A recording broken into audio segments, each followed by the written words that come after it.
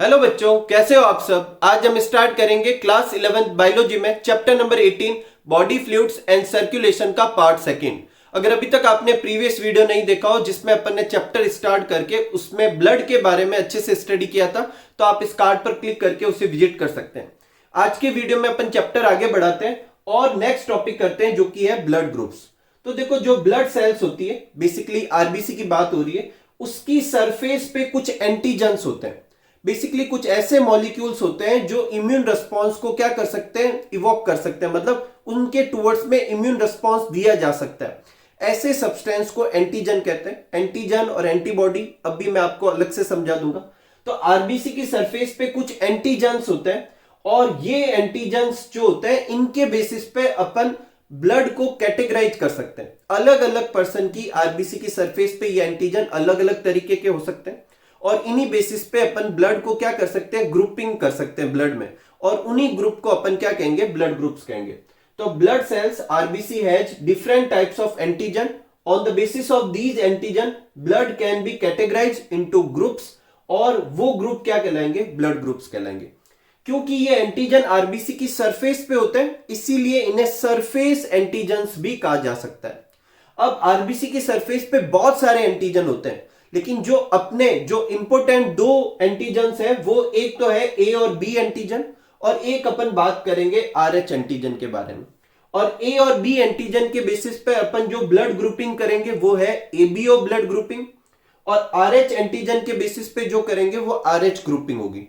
इसके अलावा भी ब्लड ग्रुप बनाए जा सकते हैं, इनके अलावा भी एंटीजन होते हैं, लेकिन अपन को इन्हीं दो पर फोकस करना है।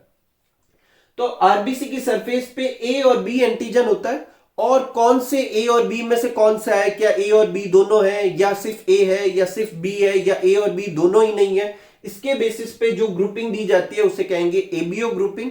और उसके बेसिस पर चार तरह के ब्लड ग्रुप होते हैं, blood group A, blood group B, blood group A B और ब्लड ग्रुप ओ। ठीक है।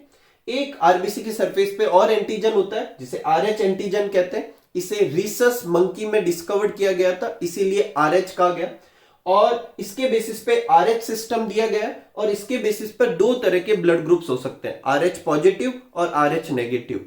आम जिंदगी में अपन इन दोनों ग्रुपिंग को कलेक्टिवली बोलते हैं। जैसे मैं बोलूं कि मेरा ब्लड ग्रुप बी पॉजिटिव है, इसका मतलब एबीओ के हिसाब से तो मेरा ब्लड ग्रुप बी है, और मैं पीछे पॉजिटिव बोल रहा हूं, मतलब मेरा ब्लड ग्रुप कैसा है, आरएच पॉजिटिव है। ठीक है। अब हिस्ट्री के बारे में कुछ देख लेते हैं इन ब्लड ग्रुपिंग की। अपनी बुक में नहीं दे रखी, आप चाहे तो इन्हें नोट करें चाहे तो नहीं, वैसे अच्छे पॉइंट है, आपको याद करने चाहिए। जो ब्लड ग्रुपिंग जो सबसे पहली थी एबीओ ब्लड ग्रुपिंग, वो कार्ल लैंड स्टीनर ने दी थी, और इन्होंने ए बी और ओ ब्लड ग्रुप के बारे में बताया था। इन्होंने ए बी ब्लड ग्रुप के बारे में नहीं बताया।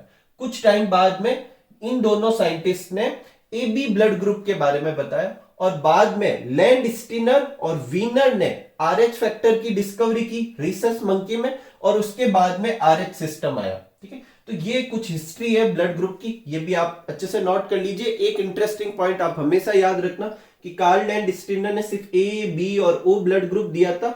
डिकेस्टेलो और स्टुरली, इन्होंने ए बी ब्लड ग्रुप बाद में डिस्कवर किया था, ये कार्ल लैंड स्टीनर के एसोसिएट ही थे। ठीक है। तो ये आप नोट कर लीजिए, फिर अपन ब्लड ग्रुपिंग वाला टॉपिक अच्छे से स्टार्ट करते हैं। लेकिन उससे करने से पहले अपन ये देखते हैं कि एंटीजन और एंटीबॉडी क्या होती है, फिर अपन ब्लड ग्रुपिंग के बारे में समझेंगे। ठीक है। आगे बढ़ने से पहले अपन एंटीजन और एंटीबॉडी का कंसेप्ट करते हैं। ज़्यादा डिटेल में नहीं करते, अपने जितना काम का है उतना ही समझते हैं। देखो, एंटीजन बेसिकली अपनी बॉडी के वो केमिकल्स होते हैं जो क्या करते हैं, किसी और के इम्यून सिस्टम में जाएंगे, किसी और की बॉडी में जाएंगे तो वह इम्यून रिस्पॉन्स दे सकते हैं। और ये अपन ऐसे भी समझ सकते हैं, ये बाहर से आने वाले वो केमिकल्स हैं जो अपनी बॉडी में क्या करा सकते हैं, इम्यून रिस्पॉन्स करा सकते हैं। तो अपनी बॉडी के अंदर बाहर से कोई चीज़ आती है तो उसके साथ में कुछ ऐसे केमिकल्स हो सकते हैं जो अपनी बॉडी में इम्यून रिस्पॉन्स करवा सके, उन्हें अपन क्या कहते हैं, एंटीजन्स कहते हैं। एंटीजन जो होते हैं वो कार्बोहाइड्रेट या प्रोटीन कुछ भी हो सकते हैं। अब मेरी बात ध्यान से सुनना, जब अभी अपन ब्लड ग्रुपिंग करेंगे तो अपन ऐसे कहेंगे कि अपनी सरफेस पे, अपनी आरबीसी की सरफेस पे ए एंटीजन होता है, तो ये तो अपन अपने खुद की बात कर रहे हैं, तो ये एंटीजन अपनी बॉडी के लिए एंटीजन का काम नहीं करेगा। जब ये किसी और की बॉडी में जाएगा तब उसके लिए क्या करेगा, एंटीजन का काम करेगा। अपनी बॉडी तो इसको पहचानती है, तो इसके टूवर्ड्स में कोई इम्यून रिस्पॉन्स नहीं देगी, ठीक है। लेकिन अगर कोई दूसरा एंटीजन आएगा जो अपनी बॉडी में नहीं होता, तो उसके टूवर्ड्स में इम्यून रिस्पॉन्स होता है। अब उस इम्यून रिस्पॉन्स में क्या किया जाएगा, तो उस इम्यून रिस्पॉन्स में अपनी बॉडी क्या करती है, कुछ प्रोटीन बनाती है। किसके रेस्पॉन्ड में, एंटीजन के रेस्पॉन्ड में, और उनको अपन कहेंगे एंटीबॉडी।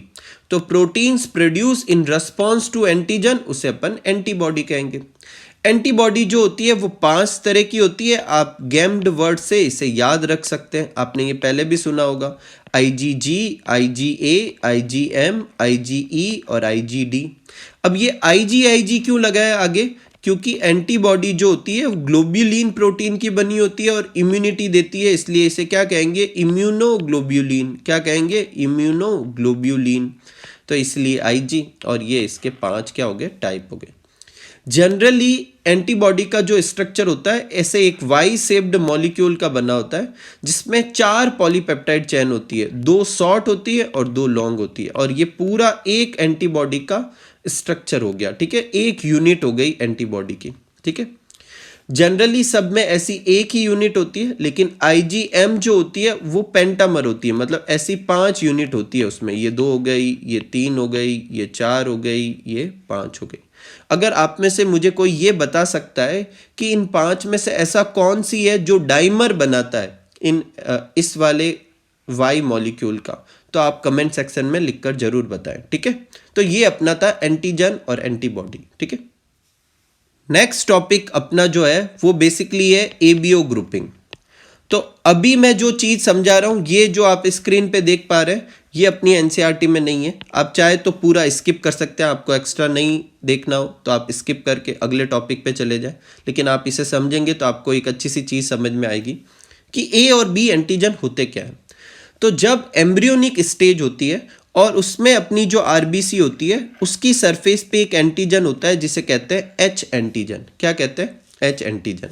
फिर अलग अलग पर्सन में इस H एंटीजन के साथ अलग अलग चीजें होती है। कुछ पर्सन ऐसे होते हैं जिसमें H एंटीजन के फॉर्म में ही रहता है, लेकिन कुछ में इसके ऊपर क्या जुड़ती है, सुगर जुड़ती है। क्या जुड़ती है, सुगर।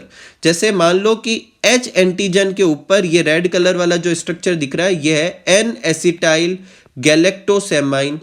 ये अगर सुगर जुड़ जाए तो ये सुगर और H एंटीजन, अब ये पूरा कलेक्टिवली क्या कहलाएगा, A एंटीजन।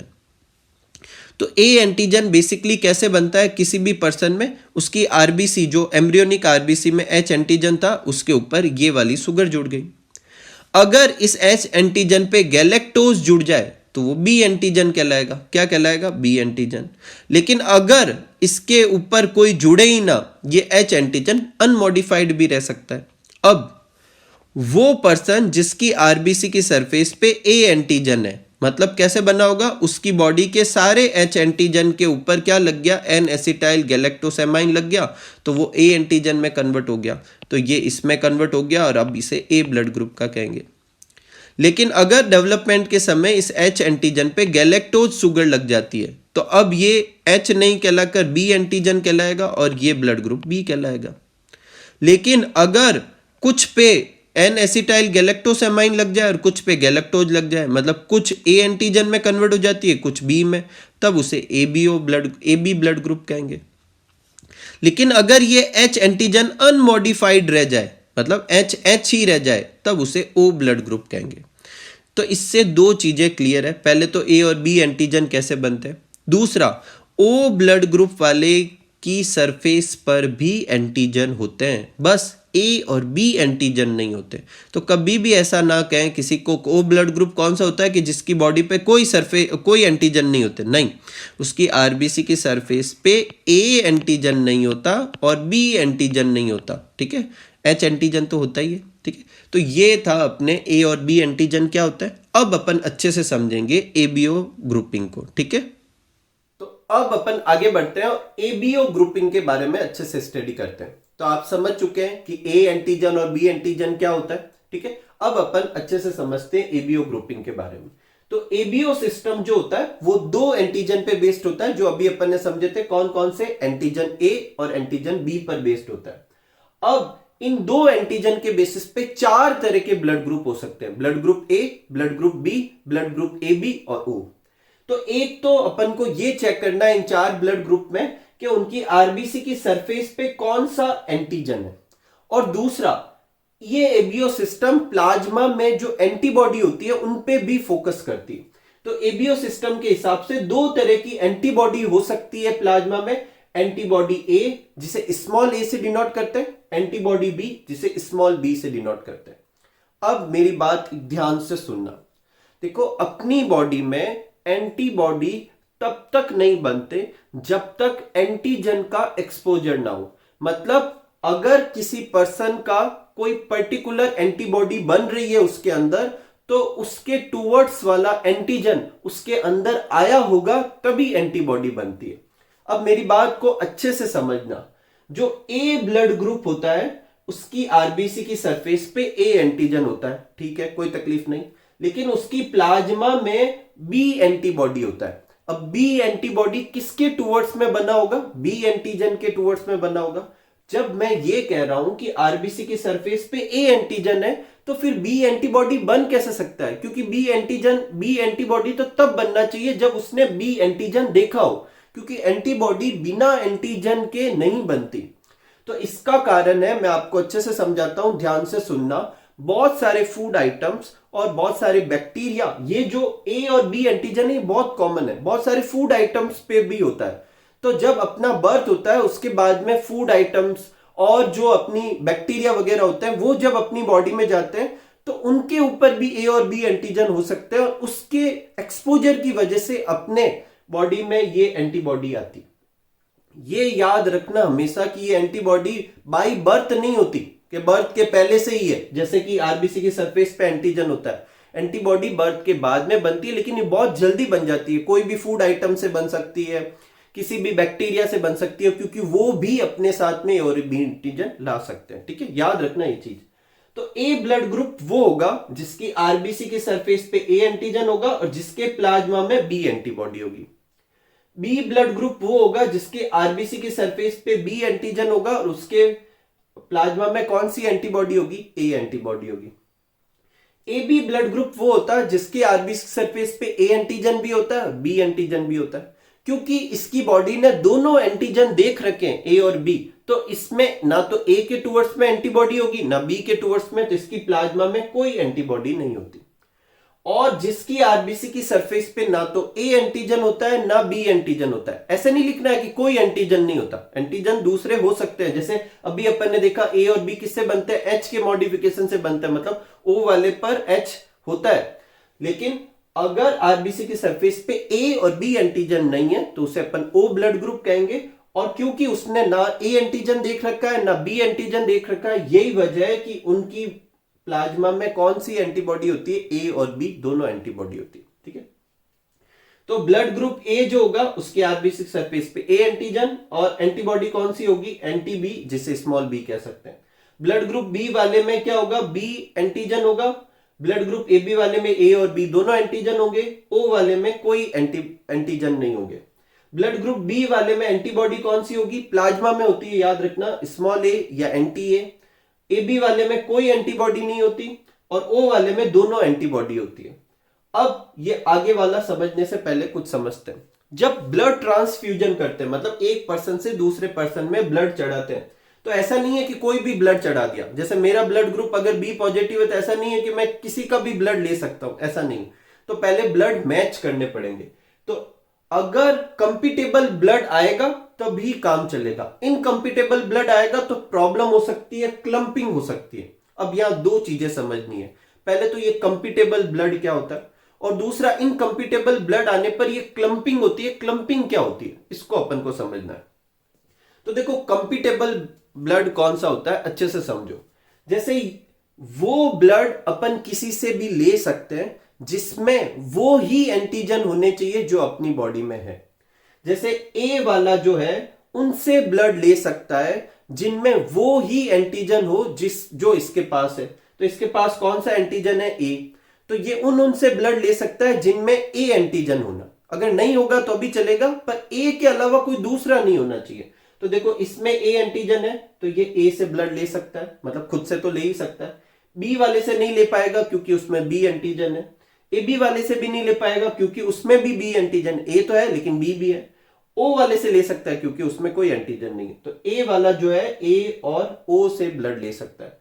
ऐसे कैसे बी वाला बी और ओ से ब्लड ले सकता है, बी से तो ले ही सकता है और ओ से क्यों ले सकता है, क्योंकि उसमें कोई एंटीजन नहीं होता। ए बी वाला सबसे ले सकता है क्योंकि ए बी वाले के अंदर ए और बी एंटीजन दोनों होते हैं। तो ए से ब्लड लेगा तो ए अपने साथ ए एंटीजन लेकर आएगा, कोई प्रॉब्लम नहीं। बी से लेगा बी अपने साथ बी एंटीजन लेकर आएगा, कोई प्रॉब्लम नहीं।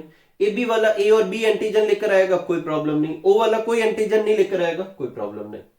लेकिन ओ वाला जो है सिर्फ ओ से ही ब्लड ले सकता है क्योंकि ये बाकी तीनों अपने साथ कोई ना कोई एंटीजन लाएंगे और फिर इसकी बॉडी में एंटीबॉडी होती है, वो उसको काउंटर करेगी। तो कंपिटेबल ब्लड वो होता है जो अपने साथ वो ही एंटीजन लेकर आए जो रिसीवर के पास पहले से हो। अगर कोई दूसरा ब्लड दे देंगे तब क्या प्रॉब्लम होगी, if in someone body blood of incompatible blood group is mixed then due to antigen antibody reaction, antibody तो पहले से है और वो एंटीजन के साथ रिएक्ट करेगी और आरबीसी एक दूसरे के साथ चिपक जाएगी और गुच्छा सा बना लेगी, एक पूरा ऐसे बड़ा सा झुंड सा बन जाएगा। उस क्लंपिंग को, जिसकी वजह से आरबीसी खराब भी हो जाएगी, एग्लूटिनेशन कहते हैं। क्या कहते हैं, एग्लूटिनेशन। अब आप इसे अच्छे से समझना, समझने की बात यह है, और ये एग्लूटिनेशन कैसे होता है इसको भी समझो। अभी मैंने आपको क्या बताया था कि एंटीबॉडी जो होती है वो 5 तरह की होती है। तो ये एंटीबॉडी बी और एंटीबॉडी ए, जिसे स्मॉल बी और स्मॉल ए से भी डिनोट करते हैं, ये आईजीएम टाइप की होती है। किस टाइप की होती है, आईजीएम। और आईजीएम पेंटामर होती है। पेंटामर का मतलब देखो, जनरली एक एंटीबॉडी के स्ट्रक्चर अभी अपन ने डिस्कस किया था कुछ ऐसा होता है, लेकिन आईजीएम में ऐसे 5 स्ट्रक्चर होते हैं, 1 2 3 4 5। ठीक है, अब क्या होगा, जब अपन किसी ऐसा ब्लड चढ़ा देंगे जिसमें इनकम्पिटेबल है, जैसे मान लो कि ए ब्लड ग्रुप वाले को मैंने बी का ब्लड चढ़ा दिया। यहां पर अपन समझते हैं, ध्यान से सुनना। ये एक पर्सन है जिसका ब्लड ग्रुप ए है, इसका मतलब इसकी आरबीसी की सरफेस पे ए एंटीजन है और इसके अंदर बी एंटीबॉडी। अब मैं इसको एक ब्लड चढ़ा रहा हूं बी ब्लड ग्रुप का, तो बी ब्लड ग्रुप का ब्लड चढ़ाऊंगा तो बी ब्लड ग्रुप अपने साथ ऐसी आरबीसी लेकर आएगा जिसके ऊपर कैसा एंटीजन होगा, बी एंटीजन, और ये एंटीबॉडी तो इसी का ही वेट कर रहे हैं। तो ये एंटीबॉडी क्या करेगी, इसकी आरबीसी की सरफेस पे जो बी एंटीजन है इस पे जाके चिपकना चाहेगी, इससे जुड़ना चाहेगी। तो ये तो पेंटामर होती है। तो देखो ये एक एंटीबॉडी 5 ऐसी आरबीसी से जुड़ जाएगी, ये एक और है, ये इससे जुड़ जाएगी। देख पा रहे हैं आप, पूरा एकदम झुंड सा बन गया। अब इधर मैं और जोड़ू तो वो भी इससे भी चिपक जाएगा, दूसरे से भी चिपक जाएगा, धीरे धीरे सारी आरबीसी एकदम ग्रुपिंग बनाने लगेगी। और इस क्लंपिंग को क्या कहते हैं, एग्लूटिनेशन। अब ये एग्लूटिनेशन किसकी वजह से हुआ, एंटीबॉडी की वजह से हुआ। यही वजह है कि एंटीबॉडी को एग्लूटिनिन कहते हैं। और ये एंटीबॉडी किसकी वजह से बनी, एंटीजन की वजह से बनी। तो एग्लूटिनिन बनाने वाले को क्या कहेंगे, एग्लूटिनोजन। तो एग्लूटिनिन वर्ड यूज किया जाता है एंटीबॉडी के लिए और एग्लूटिनोजन वर्ड यूज किया जाता है एंटीजन के लिए। और इन दोनों की रिएक्शन की वजह से क्लंपिंग होती है, उसे कहते हैं एग्लूटिनेशन। एक चीज ये। दूसरी आपको ये याद रखनी है कि क्लंपिंग जो है वो तभी होगी जब सेम एंटीजन और एंटीबॉडी आ जाए। जैसे एंटीजन ए को एंटीबॉडी ए दोनों आ जाए, जैसे इस वाले केस में कौन सी थी, एंटीबॉडी बी और एंटीजन बी दोनों साथ में दिखे, तब क्लंपिंग होगी। तो ये अपने क्या होता है, एग्लूटिनेशन होता है। अब इस टेबल को एक बार वापस देखते हैं। जो ए वाला है वो ए और ओ से क्या कर सकता है, रिसीव कर सकता है। दे किसको सकता है, ए को दे सकता है और ए बी को दे सकता है। ए को क्यों दे सकता है, क्योंकि इसके पास में ए एंटीजन है और ए के पास में भी A antigen he. A B को क्यों दे सकता है, क्योंकि ये अपनी तरफ से ए ले जाएगा और उसे कोई प्रॉब्लम नहीं होगी। तो कौन किसको ब्लड दे सकता है ये मैंने यहां पर लिखा हुआ है, ठीक है। तो ये आप देख सकते हैं। अगर इस टेबल को अच्छे से समझे तो एक चीज समझ में आती है और वो ये कि यूनिवर्सल डोनर कौन सा है। तो एबीओ सिस्टम को ही काउंटर करें, मैं आरएच सिस्टम को 2 मिनट काउंट नहीं कर रहा, ठीक है। अगर मैं सिर्फ एबीओ सिस्टम को देखूं तो ओ जो है वो सबको डोनेट कर पा रहा है, ए को भी डोनेट कर पा रहा है, बी को भी कर पा रहा है, एबी को भी कर पा रहा है, ओ को भी कर पा रहा है। लेकिन वो ले किसी से नहीं सकता, सिर्फ ओ से ले सकता है। तो यूनिवर्सल डोनर कौन सा हो गया? ओ। और यूनिवर्सल रिसिपिएंट कौन सा हो गया? A B. वो सबसे ले सकता है, ठीक है। तो ये आपको अच्छे से समझना है।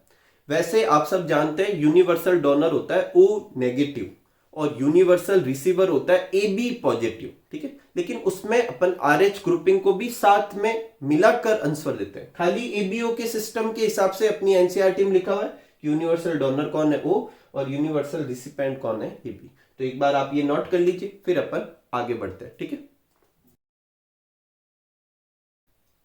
नेक्स्ट ग्रुपिंग लेते हैं आर एच ग्रुपिंग।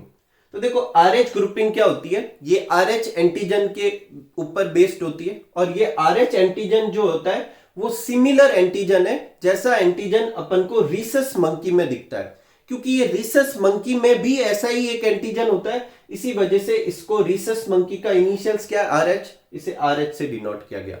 तो ए बी, ए और बी एंटीजन के अलावा ये एक और एंटीजन है जो अपने काम का है, और वो कौन सा है? R H antigen. अगर जिन पर्सन की बॉडी में ये आर एच एंटीजन होता है उसे आर एच पॉजिटिव कहते हैं, और जिन पर्सन की बॉडी में आरबीसी की सरफेस पे आर एच एंटीजन नहीं होता उसे आर एच नेगेटिव कहते हैं। अब मेरी बात ध्यान से सुनना।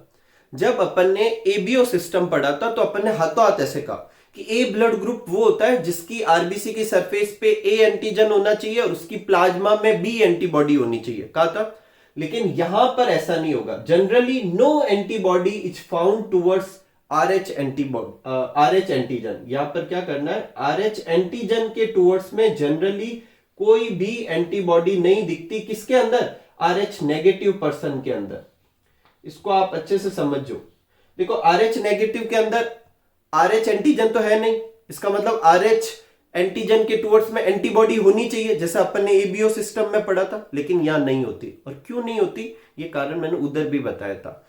जब तक अपनी बॉडी में एंटीबॉडी नहीं बनती, जब तक बाहर से वो एंटीजन देखा नहीं हो।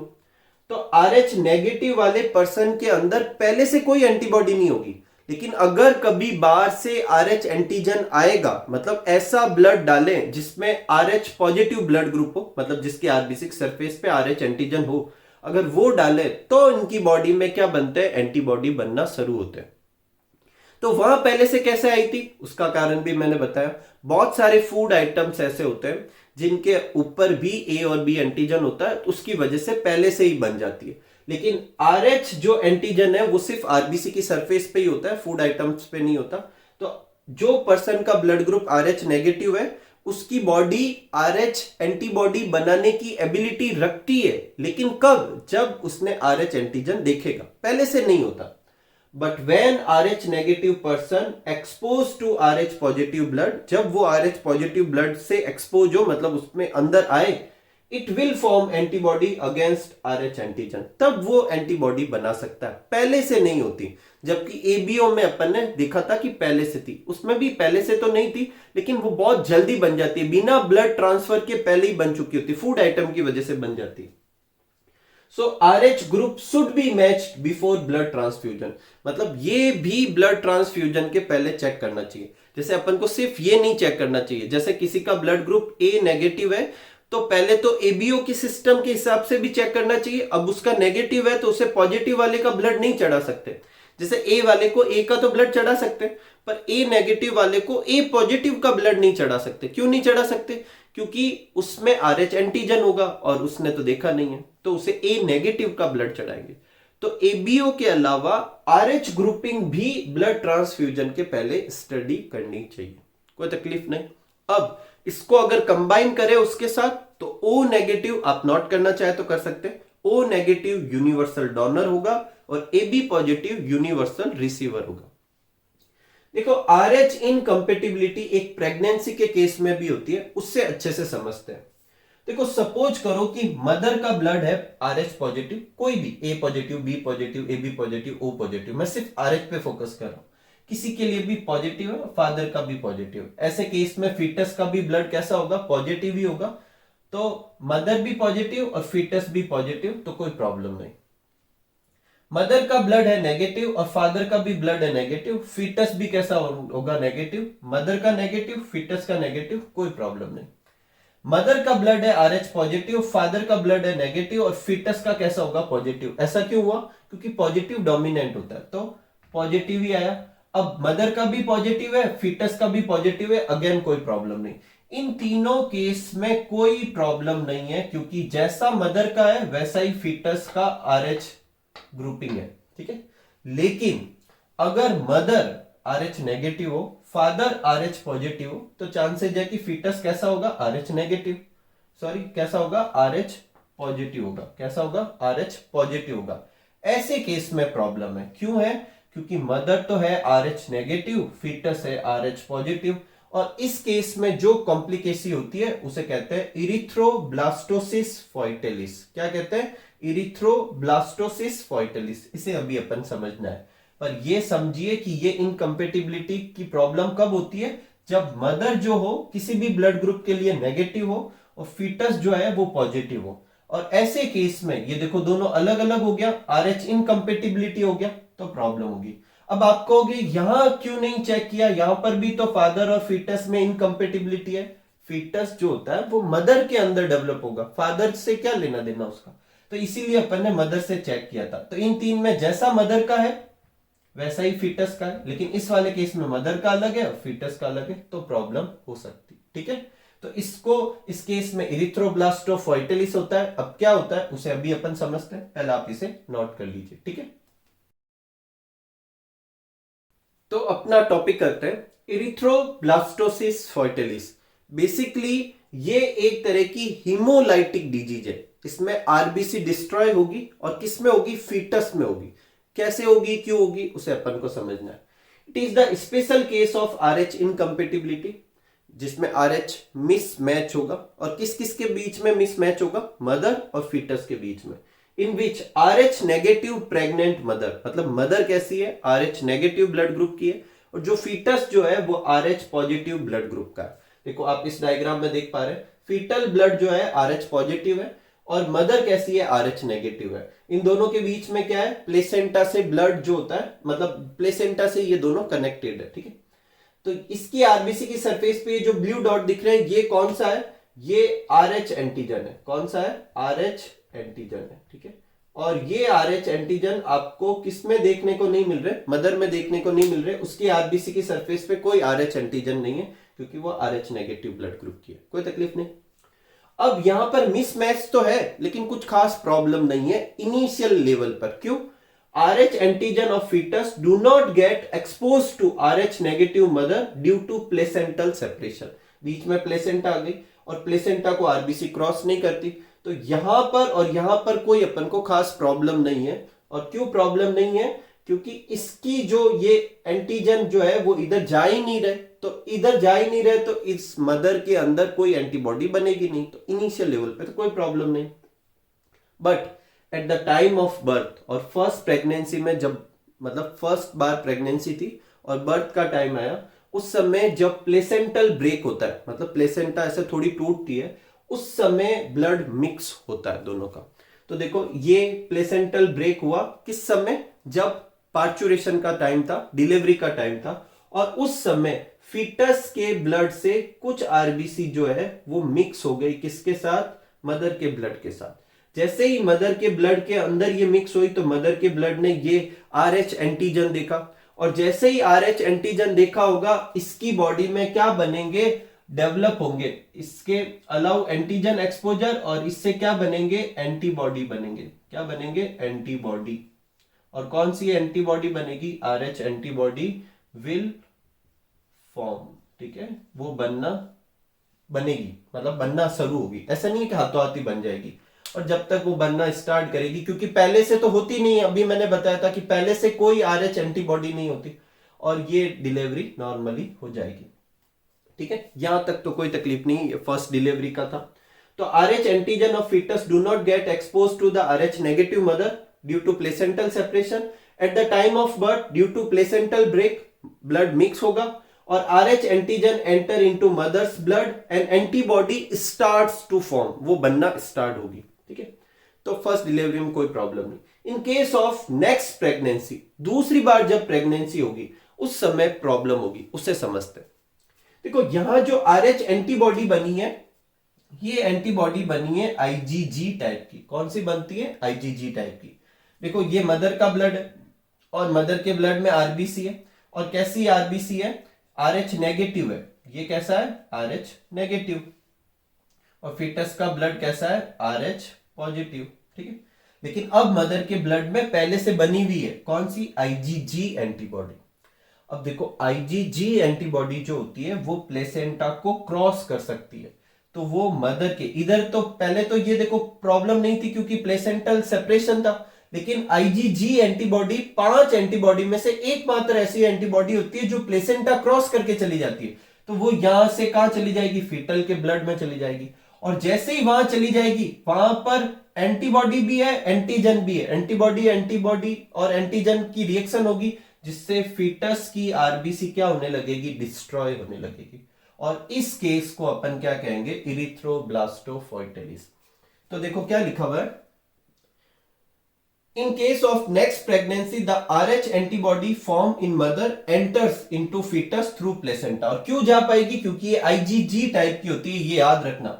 It coagulate blood of fetus, this could be fatal, ये जानलेवा भी हो सकता है, या फिर बहुत सारी आरबीसी खराब होगी तो क्या होगा? उस फीटस के अंदर जो बच्चा बनेगा उसके अंदर आरबीसी के नंबर कम होंगे तो एनीमिया हो जाएगा। और वो आरबीसी के नंबर कम क्यों है? क्योंकि बहुत सारी डिस्ट्रॉय हो गई, तो जितनी ज्यादा डिस्ट्रॉय होगी लीवर में उतना ही बिलिरुबिन ज्यादा बनेगा, बिलिरुबिन ज्यादा बनेगा, तो उस बच्चे को जॉन्डिस भी हो सकता है, और बहुत हाई लेवल का। ठीक है, this fatal haemolytic disease of newborn, उसे अपन क्या कहते हैं? इरिथ्रोब्लास्टोफोइटेलिस। ठीक है, अब मेरा एक क्वेश्चन, अगर या मिसमैच की वजह से ऐसा हो रहा है तो ऐसा भी तो हो सकता है कि इस बच्चे का ब्लड ग्रुप था ए और मां का ब्लड ग्रुप था बी, तो उस वजह से भी तो एंटीबॉडी बनी होगी। तो फिर उनकी वजह से ऐसा क्यों नहीं हो रहा? वो क्यों नहीं पढ़ाया जा रहा? क्योंकि एंटीबॉडी ए और एंटीबॉडी बी जो बनती है वो आईजीएम टाइप की होती है। कैसी होती है? आईजीएम टाइप की। और आईजीएम टाइप प्लेसेंटा को क्रॉस नहीं कर सकता, लेकिन यहां कौन सी एंटीबॉडी बनती है? आईजीजी, जो प्लेसेंटा क्रॉस कर सकती है। इसलिए प्रॉब्लम अपन को आरएच एंटीबॉडी से, एंटीबॉडी ए और बी से नहीं। ठीक है, एक और चीज, तो फिर क्या सब्सिक्वेंट प्रेगनेंसी हमेशा ऐसे ही चलेगा? ऐसा नहीं। जब फर्स्ट प्रेगनेंसी होती है तो डिलीवरी के 72 आवर्स के अंदर, मतलब इमीडिएटली डिलीवरी के जस्ट बाद में क्या किए जाते हैं? एंटी आरएच एंटीबॉडी, जिसे रोगम भी कहते हैं, उसके इंजेक्शन देते हैं। ये मदर के ब्लड से सारी एंटीबॉडी क्या कर देती है? हटा देती है, मतलब उससे वो बनने ही नहीं देती। ये आईजीजी वाली एंटीबॉडी जो होती है वो बनने ही नहीं देती, और नहीं बनने देगी तो मदर के ब्लड में एंटीबॉडी बनी ही नहीं, और बनी नहीं तो नेक्स्ट प्रेगनेंसी में भी कोई प्रॉब्लम नहीं होगी। ठीक है, आपको आगे वाली हर प्रेगनेंसी के बाद ऐसा करना होगा। ये अपना कौन सा है? इरिथ्रोब्लास्टोफोइटेलिस। ठीक है, तो इसी के साथ अपन आज के वीडियो को एंड करते हैं, जिसमें अपन ने ब्लड ग्रुपिंग के बारे में अच्छे से स्टडी किया। अपन ने एबीओ ब्लड ग्रुपिंग भी किया, आरएच ग्रुपिंग भी किया, और इरिथ्रोब्लास्टोफोइटेलिस भी किया। नेक्स्ट वीडियो में अपन करने वाले हैं ब्लड क्लॉटिंग और लिम्फ के बारे में। तो मिलते हैं अगले वीडियो में, तब तक आप सब लोग खूब सारा हार्डवर्क कीजिए, खूब खुश रहिए, खूब मस्त रहिए। Thank you for watching.